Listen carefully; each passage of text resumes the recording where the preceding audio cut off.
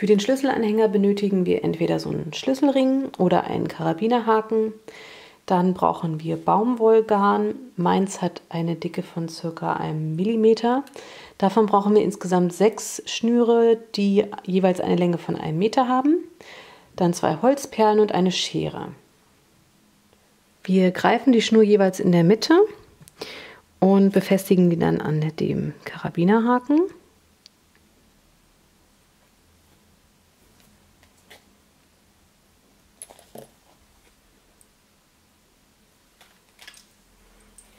Ich habe mir das Ganze jetzt gut befestigt und als nächstes fangen wir mit den Knoten an. Und zwar wird der äußere linke Faden unsere Leitschnur, um den dann die Knoten geknüpft werden. Und zwar nehmen wir dann den zweiten Faden und führen ihn über den Leitfaden, sodass sich hier eine Schlaufe bildet.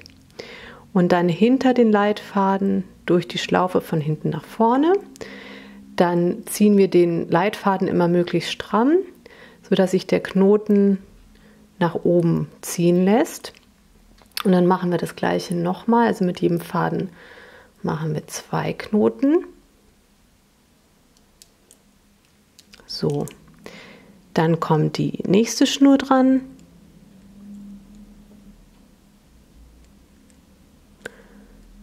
Da lassen wir jetzt ein bisschen mehr Abstand zu dem ursprünglichen Knoten hier und machen dieselben Knoten.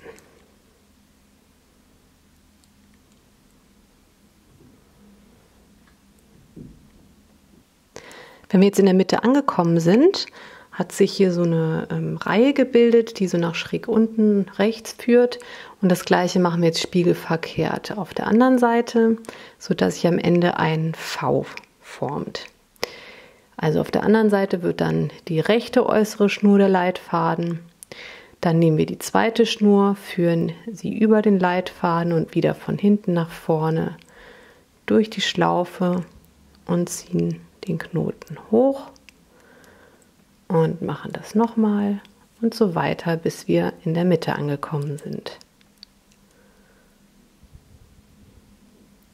So, wenn wir in der Mitte angekommen sind, dann behalten wir diesen Leitfaden, den rechten, in der Hand und machen dann nochmal 2 dieser Knoten, sodass sich das V dann schließt.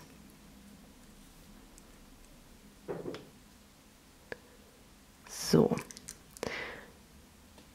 damit ist jetzt das V geschlossen und wir können weitermachen und nehmen wie gehabt immer noch den Leitfaden und machen jetzt mit den anderen 5 Schnüren genauso weiter, sodass sich eine Knotenlinie von rechts oben nach links unten bildet.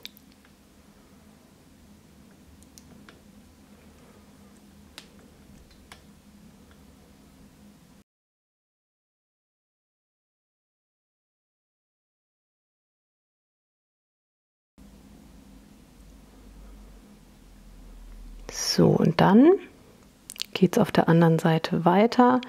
Das heißt, wir lassen diese 6 Schnüre links liegen und nehmen die nächste Schnur als den Leitfaden, um den sich dann die Knoten bilden.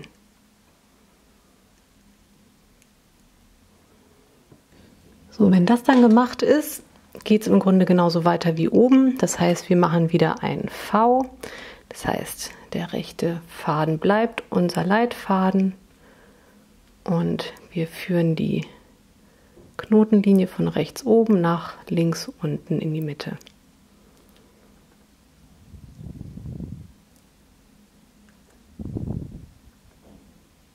Wenn die Seite dann fertig ist, machen wir das auf der linken Seite genauso.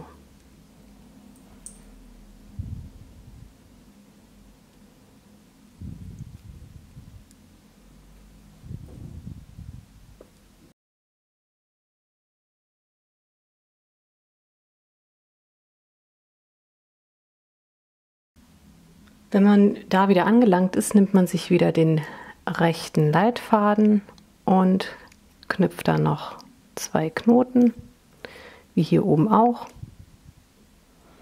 sodass sich dann das V wieder schließt.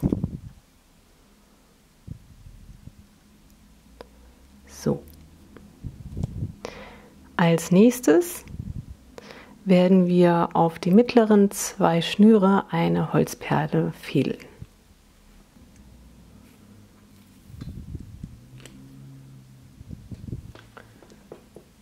So, und dann nehmen wir uns die mittleren 4 Schnüre und machen unter der Holzperle einen Kreuzknoten. Das heißt, wir führen die linke Schnur über die 2 mittleren und unter die rechte Schnur und die rechte Schnur unter die 2 mittleren Schnüre und durch diese Schlaufe von hinten nach vorne durch und ziehen das zu. Und das gleiche machen wir nochmal spiegelverkehrt.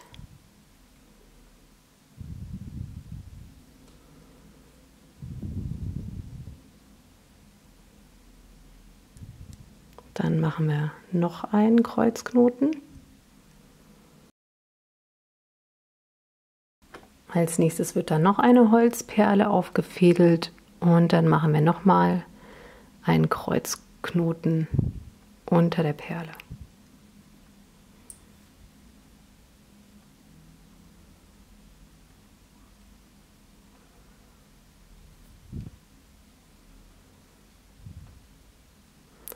Als nächstes nehmen wir uns hier die linken 4 Schnüre und machen jetzt immer die erste Hälfte des Kreuzknotens. Das heißt, wir machen immer links die Schlaufe und wiederholen diesen Part immer wieder, sodass sich das Ganze dann spiralförmig dreht.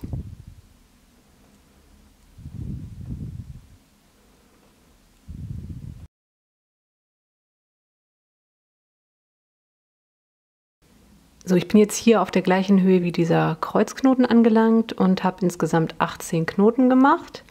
Und das gleiche mache ich jetzt auf der rechten Seite. Das heißt, ich mache immer rechts die Schlaufe und mache dann auch 18 dieser Knoten.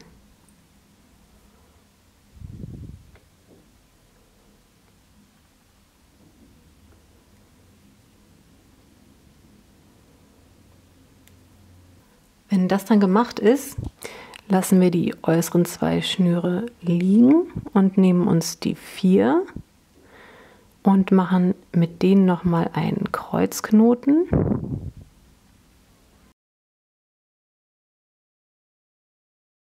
So, und mit den rechts daneben auch.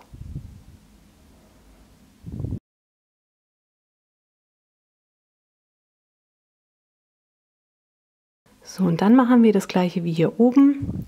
Das heißt, wir machen wieder so einen V.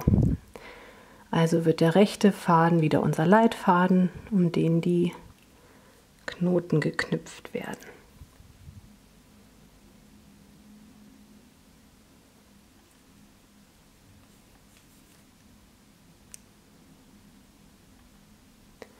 Und auch hier werden wir in der Mitte wieder 2 weitere Knoten machen, sodass sich das V schließt. Und dann machen wir im Grunde das gleiche wie hier oben auch. Das heißt, wir gehen wieder nach außen und dann nochmal nach innen. Wenn man das dann gemacht hat, kann man die Fäden noch auf die gewünschte Länge kürzen und dann ist man auch schon fertig.